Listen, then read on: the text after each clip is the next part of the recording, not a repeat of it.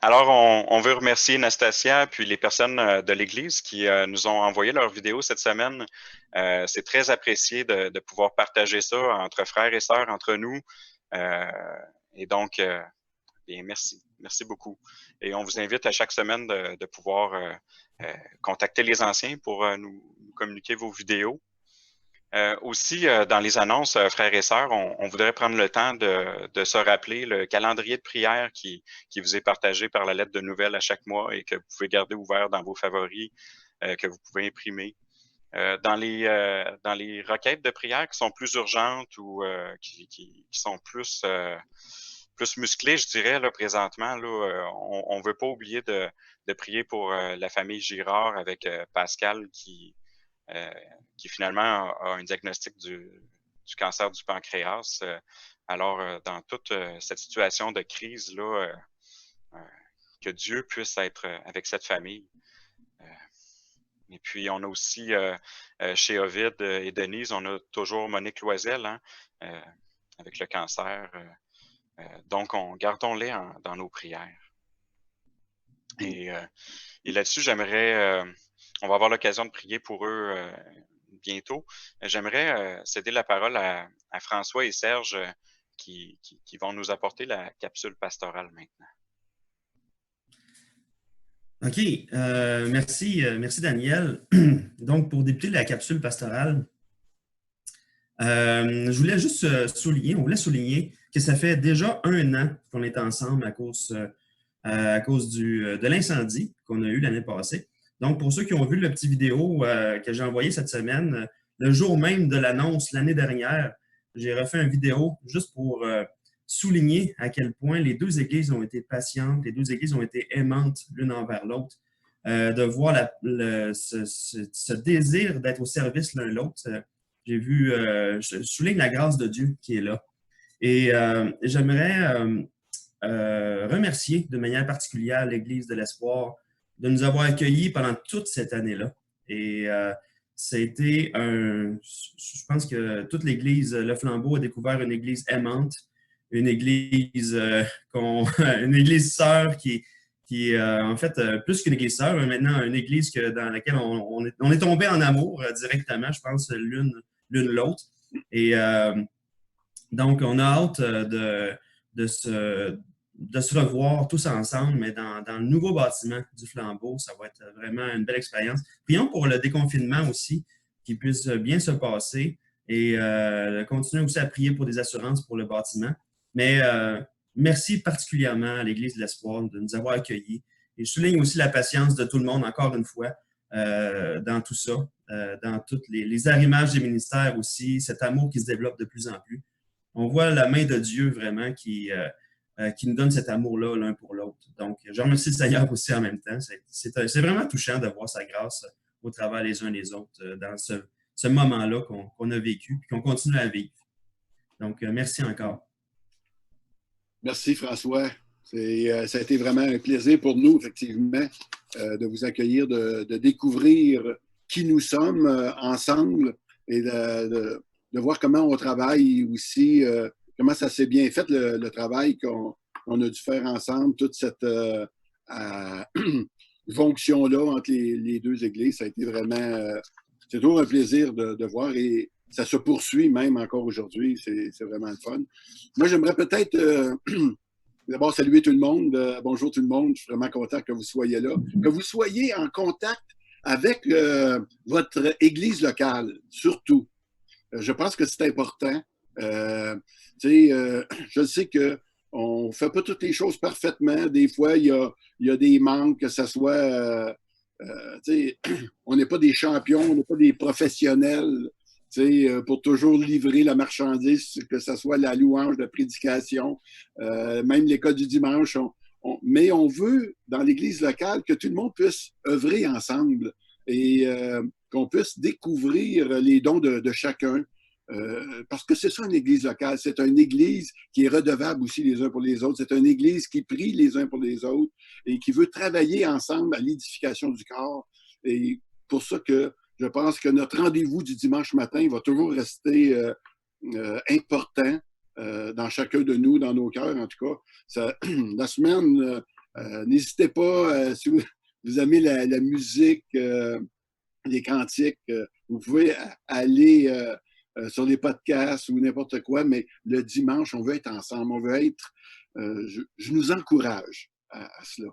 Et ce matin, je ne voudrais pas passer à côté de la fête des mères, naturellement. Hein, si vous permettez, j'aimerais ça que je puisse commencer à prier. Et puis ensuite de ça, François, si tu veux, tu pourras terminer.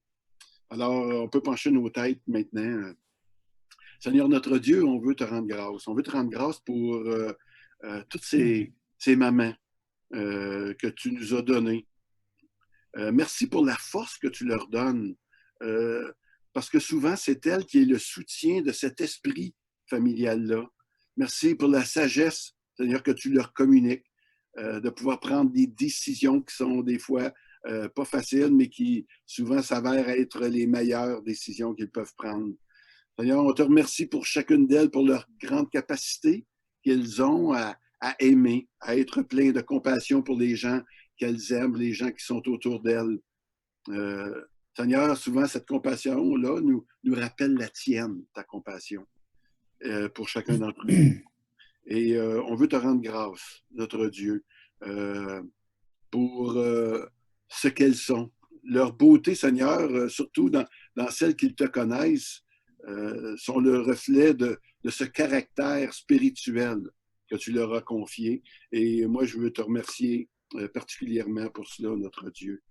J'ai une pensée aussi ce matin pour toutes les mères ou les mamans qui ont déjà perdu un enfant et qui souffrent de cela ce matin, qu'ils se rappellent cela. Seigneur, on veut être avec elles. On veut être aussi avec ceux qui subissent le deuil de ne jamais avoir été maman puis qui auraient souhaité l'être. Naturellement, mon Dieu, on veut être avec toutes ces femmes, finalement, qui sont précieuses à nos yeux et qu'on veut honorer ce matin. On veut te rendre grâce, Seigneur Dieu. Merci de les bénir, de les rencontrer là où ils sont dans leur famille, en Jésus-Christ. Amen. Oui, Seigneur, merci. Merci aussi pour toutes ces mamans spirituelles qui ont amené des gens à ta connaissance, Seigneur, au travers de leur témoignage. Merci pour toutes ces mamans, ces grands-mamans dans l'Église qui prennent soin des enfants des autres aussi, qui édifient les enfants des autres et qui aussi agissent en mère envers tout le monde de l'Église, Seigneur. Merci pour chacune d'elles. Merci de la grâce que tu leur donnes. Merci de cet amour que tu leur donnes pour l'Église et pour chacune des personnes dans l'Église, Seigneur, et aussi pour ceux qui ne te connaissent pas. On voit ton cœur au travers de chacune d'elles, Seigneur, et merci, je te prie de les bénir. Et Seigneur, en même temps, je voudrais te prier particulièrement aussi pour Pascal Girard, Seigneur, mets ta main sur lui, accompagne-le dans ce moment difficile, Seigneur, ainsi que ses parents. Mets ta main sur eux, Seigneur, apporte-leur de pouvoir entourer leur fils, Seigneur, dans toute cette difficulté-là qu'ils vivent. Et Seigneur, si c'est ta volonté, on te prie pour une guérison, Seigneur Dieu, pour Pascal. Et même chose pour Monique Loisel, Seigneur Dieu, mets ta main sur elle, encourage-la dans ce moment difficile. Et ou encore une fois, Seigneur, si c'est ta volonté, guéris-la aussi, Seigneur, mais accompagne-la dans tout ce qu'elle vit en ce moment, Seigneur. Merci pour les personnes que tu places autour de ces personnes-là. Accompagne-les, encourage-les, Seigneur, pour ta plus grande gloire. Et je te prie, Seigneur, aussi de préparer nos cœurs pour le message qu'on va entendre, que Marc-Olivier a préparé. Seigneur, donne-nous de regarder à toi en chaque circonstance et on puisse être encouragé par ce qui vient de ta parole, Seigneur. Amen. Amen. Amen. Merci. Alors, la prochaine chose qu'on pourrait faire, frères et sœurs, c'est s'exposer à la parole de Dieu avec Marc-Olivier. Peut-être que, puisque vous avez le contrôle là-dessus, vous pouvez peut-être marquer une pause puis bien vous installer pour, j'imagine, la prochaine demi-heure. Donc, je vous laisse avec Marc-Olivier et que Dieu puisse vous bénir chacun et chacune dans votre écoute de sa parole. Bienvenue pour entendre la parole de Dieu. Je suis directement de chez moi comme vous Et ce matin, je ne suis pas tout seul, j'étais avec une petite gang qui vive l'expérience de l'enregistrement. Donc, bonjour tout le monde qui m'écoutait directement en direct. On a parlé avec François ce matin de l'aide qu'on a reçue en tant qu'Église. Et souvent, l'idée de l'aide, c'est pas quelque chose de naturel chez nous qu'on aime recevoir. On aime être relationnel, mais on aime pouvoir aider. Et quand on n'a pas la capacité de le faire, c'est pas nécessairement facile. On dirait que ça vient toucher notre valeur, ce qu'on est capable de faire. Et je pense que c'est un problème que particulièrement les hommes on a tendance à vivre. Hein? On aime ça, être capable de transporter les choses, d'aider, mais de recevoir de l'aide, c'est pas facile. Mais je pense que c'est aussi quelque chose d'universel.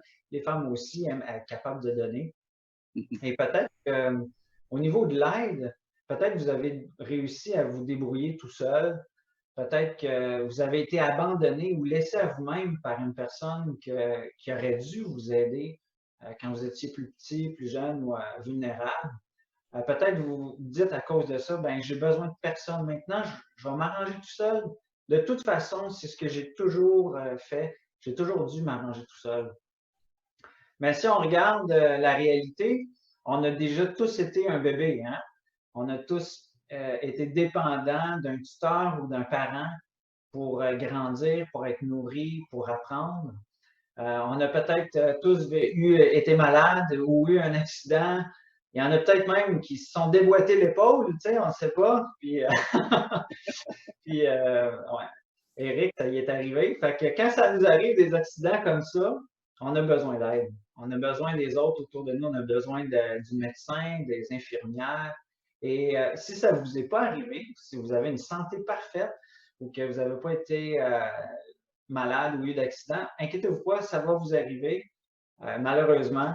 Et on va tous finir par vieillir, par être sur un lit peut-être à la fin de notre vie, en ayant besoin d'aide mutuelle les uns des autres.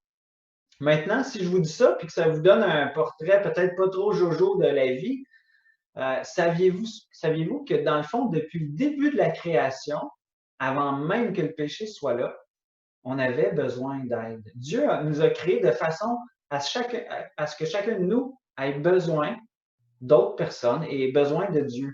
On était dans le fond dépendants les uns des autres, dépendants aussi de Dieu. Et là, vous vous dites peut-être, hein, c'est donc bien chien que Dieu nous a créés comme ça. Eh bien, sachez que dans le fond, Dieu nous a créés de même et c'était quelque chose de bon. C'était même très bon. Et pour le découvrir, je vous invite à tourner avec moi dans le livre de Genèse, chapitre 1. On va voir le contexte dans lequel Dieu nous a façonnés avec ce besoin d'aide-là. Donc, dans Genèse, chapitre 1, au verset 27 à 29, on va voir qu'est-ce qui se passe. Donc, Dieu créa l'homme à son image, il le créa à l'image de Dieu. Il créa l'homme et la femme. Dieu les bénit et leur dit, « Reproduisez-vous, devenez nombreux, remplissez la terre et soumettez-la. Dominez sur les poissons de la mer, sur les oiseaux du ciel et sur tout animal qui se déplace sur terre. » Dieu dit aussi, « Je vous donne toute herbe à graines et toute la surface de la terre, ainsi que tout arbre portant des fruits avec des pépins ou des noyaux. Ce sera votre nourriture. À tout animal de la terre, à tout oiseau du ciel, à tout ce qui se déplace sur la terre, à ce qui est animé de vie, je donne toute herbe verte pour nourriture. » Et cela se passa ainsi. Et puis après, Dieu dit que c'était très bon. Donc, dans ce passage-là, on voit premièrement qu'on a été créés, les êtres humains, mâles et femelles, à l'image de Dieu. Et je ne sais pas si vous réalisez à quel point c'est quelque chose de merveilleux de juste contempler ça, du fait qu'on a été créé à son image.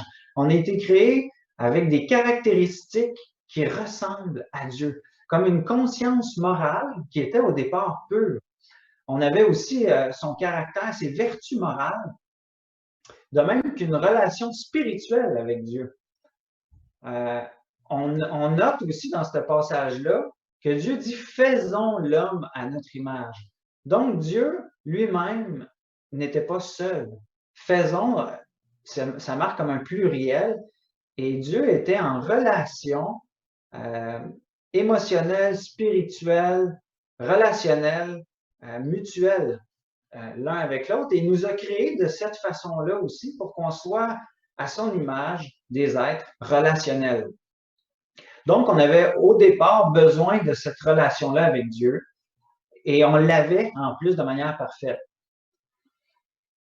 Dieu discutait avec nous, il nous confiait des choses.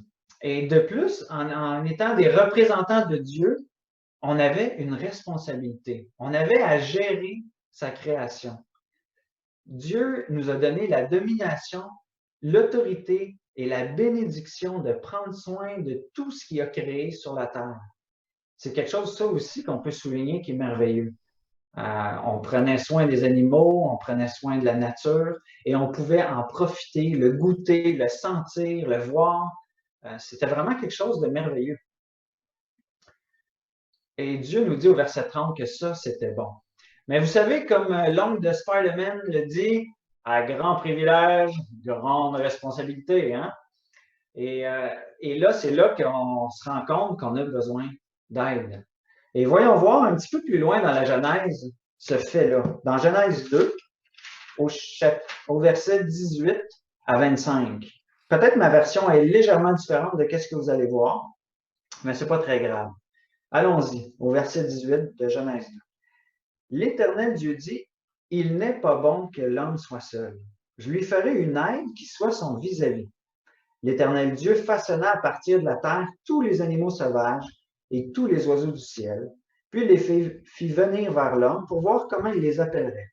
Il voulait que tout être vivant porte le nom que l'homme lui donnerait. L'homme donna des noms à tout le bétail, aux oiseaux du ciel et à tous les animaux sauvages, mais pour lui-même, il ne trouva pas d'aide qui soit son vis-à-vis. Alors l'Éternel Dieu fit tomber un profond sommeil sur l'homme qui l'endormit. Il prit une de ses côtes et referma la chair à sa place. L'Éternel Dieu forma une femme à partir de la côte qu'il avait prise à l'homme et l'amena vers l'homme. L'homme dit, « Voici cette fois celle qui est faite des mêmes os et de la même chair que moi. On l'appellera femme parce qu'elle a été tirée de l'homme. C'est pourquoi l'homme quittera son père et sa mère et s'attachera à sa femme et ils ne feront qu'un. L'homme et la femme étaient tous deux nus et ils n'en avaient point honte. » Donc, qu'est-ce que nous dit ce texte-là? Premièrement, dans le processus de la création, on voit qu'il n'était pas bon que l'homme soit seul. Hein? C'était quelque chose il y avait déjà comme un manquement qui était volontaire. Et Dieu a voulu que l'être humain, l'homme, s'en rende compte par lui-même. Et il l'a fait en lui faisant nommer les animaux. Donc, l'homme a nommé les animaux, puis là, il a probablement vu que chaque animal avait son vis-à-vis dans lequel il s'entraidait. Et il se dit, « Hey, moi, j'ai pas ça, j'ai pas cette aide-là, je suis seul. » Et Dieu est venu, dans le fond, en aide à l'homme, en lui donnant un aide. Et ce mot-là, aide, peut même être traduit par secours. La femme allait être le moyen de secours que Dieu envoie à l'homme. Et l'entraide mutuelle qu'ils allaient vivre ensemble, parce que c'était pas juste la femme qui allait être une aide pour l'homme, mais l'homme aussi allait être un aide pour la femme. Cette entraide-là pouvait se concrétiser dans une unité vraiment spéciale à travers le lien sacré et divin du mariage. Dans le fond, à travers l'unité, l'alliance que l'homme et la femme allaient faire ensemble, une alliance monogame entre un homme et une femme, donc hétérosexuelle, l'unité qu'ils allaient vivre ensemble allait refléter ce que Dieu vit dans son unité avec lui-même. C'est quelque chose de vraiment extraordinaire. Il allait vivre une unité spirituelle, relationnelle et émotionnelle ensemble. Et cette unité-là, on peut aussi la vivre avec Dieu. Pascal va vous partager un schéma qui va vous montrer ça. Et trouvez-vous pas ça merveilleux qu'on ait cette unité-là ensemble? Puis en cette fête des mères-là, j'aimerais ça rappeler à chacune des femmes que vous avez un rôle important dans l'ordre créationnel. Vous êtes l'égal de l'homme. Vous êtes un des principaux secours envoyés par Dieu. Vous êtes donc super précieuse aux yeux de Dieu et vous faites partie du plan pour l'humanité, du plan de Dieu pour l'humanité. Et si cette réalité-là de secours était pertinente avant la chute de l'homme, elle l'a été aussi après. Et là, j'inviterais le groupe qui est avec moi peut-être à se démuter, parce que j'ai une petite question pour vous. Je suis certain que vous pouvez citer des exemples bibliques ou des exemples dans vos propres vies de femmes qui ont été un secours pour les hommes. Donc, je vous lance la question. Avez-vous des exemples? Ben, moi, j'en ai un qui vient immédiatement. En fait, quand j'avais 2 ans, je me suis noyé.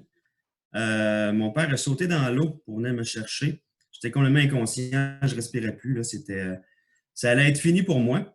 Et mon père arrive retrouver ma mère. Lui, il paniquait. Et ma mère m'a pris. J'étais tout mou. J'étais en train de mourir finalement. Et ma mère m'a fait le bouche à bouche et m'a rescapé, m'a réanimé. Donc, mon père qui paniquait, ma mère qui m'a réanimé, puis moi, ben, c'est comme si ma mère me redonnait la vie une deuxième fois. Tu sais. C'est spécial. Ça a fait un lien spécial avec ma mère à cause de ça aussi. OK. Un autre exemple? Ça peut être un exemple biblique aussi, si vous voulez. Moi, je te dirais, c'est ma mère a tout le temps été là pour moi. Je suis tombée enceinte à 16 ans, puis tu sais, j'étais comme pris dans une décision, est-ce que je garde le bébé, est-ce que je garde pas le bébé. Puis j'ai eu ma mère qui était là pour me backer, peu importe la décision que j'allais prendre, malgré qu'elle priait que je le garde. Puis elle m'a soutenue tout le temps. Tu sais, depuis que je suis née, elle a tout le temps été là pour moi. Mais à ce moment-là, ça a été, j'avais besoin de ma mère, puis elle était là. Fait que moi, ça, c'était ma mère. Oh, merci. Un autre qui aimerait partager? Moi, ma mère, c'était pas nécessairement la personne que je peux dire. C'est une personne qui était très impliquée à s'occuper de moi et mon frère. On était juste 2 enfants. Mais elle était comme très active. C'est une femme qui était un très grand support pour mon père aussi. Elle est encore vivante, elle a 80, qui est un très gros support. Mes parents sont encore dans leur maison. Mon père a 88 ans. Mais ma mère a toujours été comme un pilier de la famille aussi. Un très gros support pour mon père, puis pour moi puis mon frère.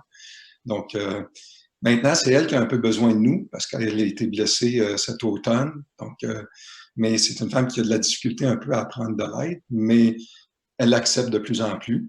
Puis, c'est une femme que je pourrais dire vraiment par sa présence, par sa persévérance, par son dynamisme qu'elle avait, elle a toujours été un exemple aussi.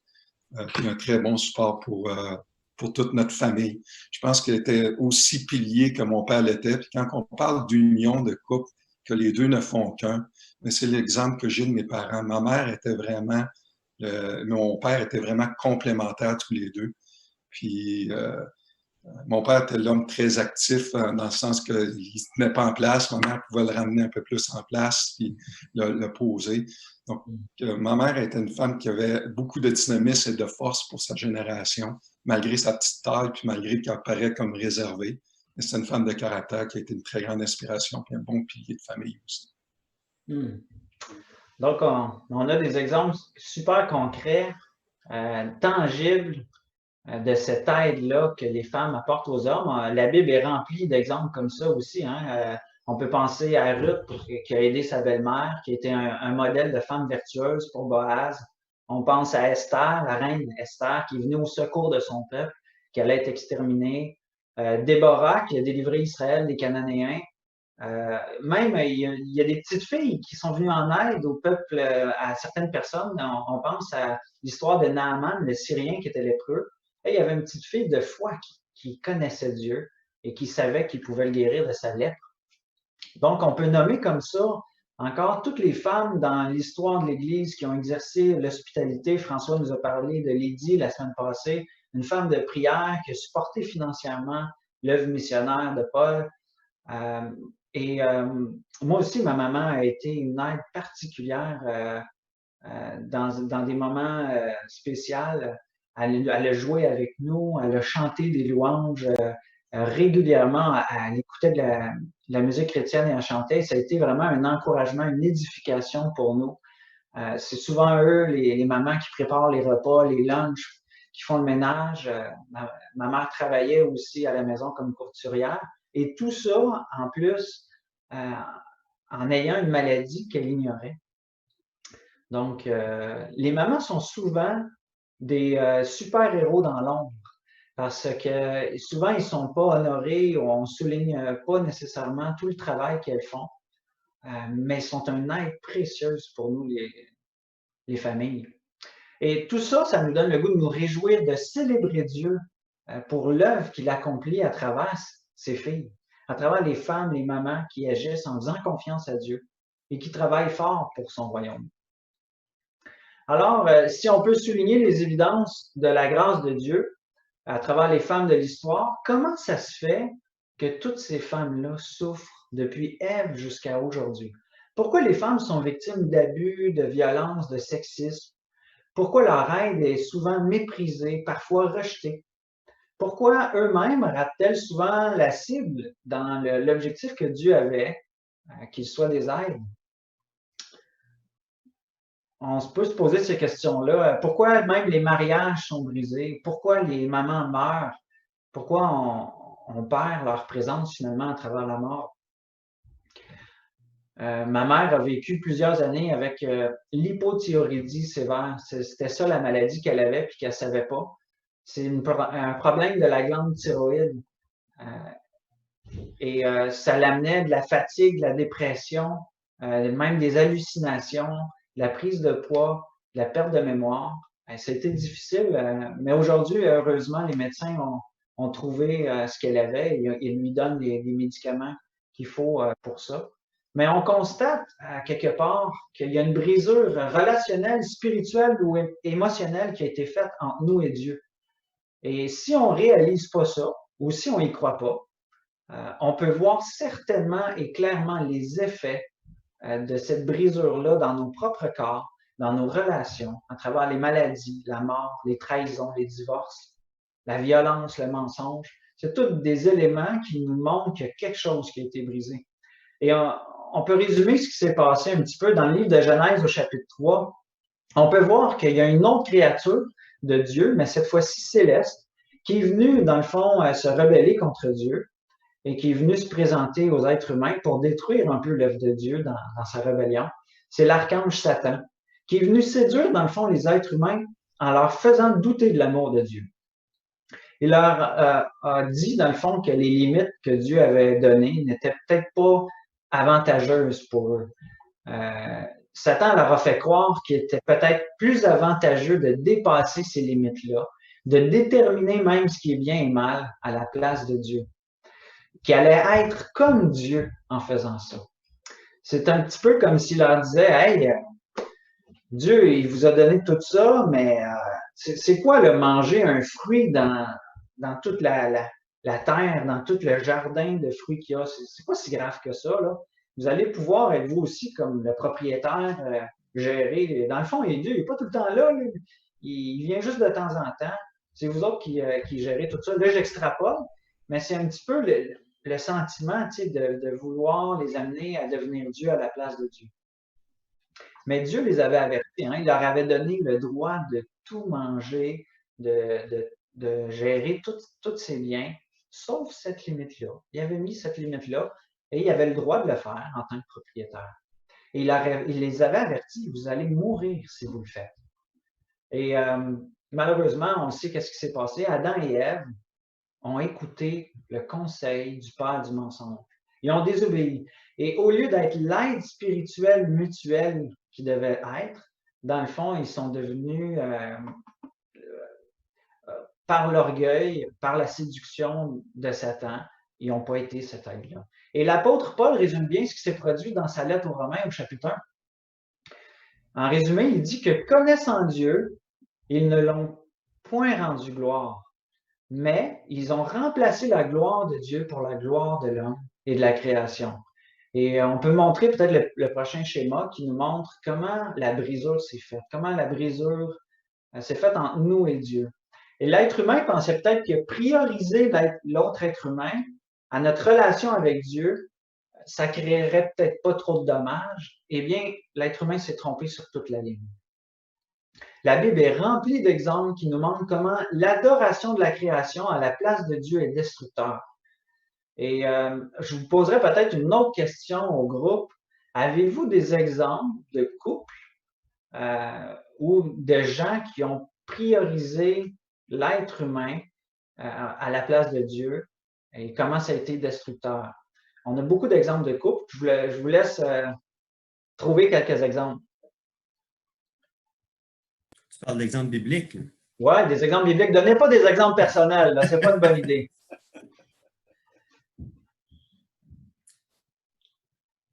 Il y a Abraham et Sarah, l'exemple qui me vient en tête, qui ont douté de la promesse de Dieu, puis qui ont fait un plan humain ensemble, finalement, pour avoir Isaac. Non, Abraham, Isaac. Ismaël, c'est ça. C'est bon. Ouais. C'est beau. Bon exemple. Il y a Ananias et Saphira qui se sont entendus en vendant leur maison pour que ça paraisse très bien devant les gens, les apôtres et tout ça, puis qui ont utilisé le mensonge et qui en ont subi de très graves conséquences et qui en ont fait subir aussi aux gens aussi autour d'eux qui devaient les aimer puis qui les ont perdus. Un autre exemple?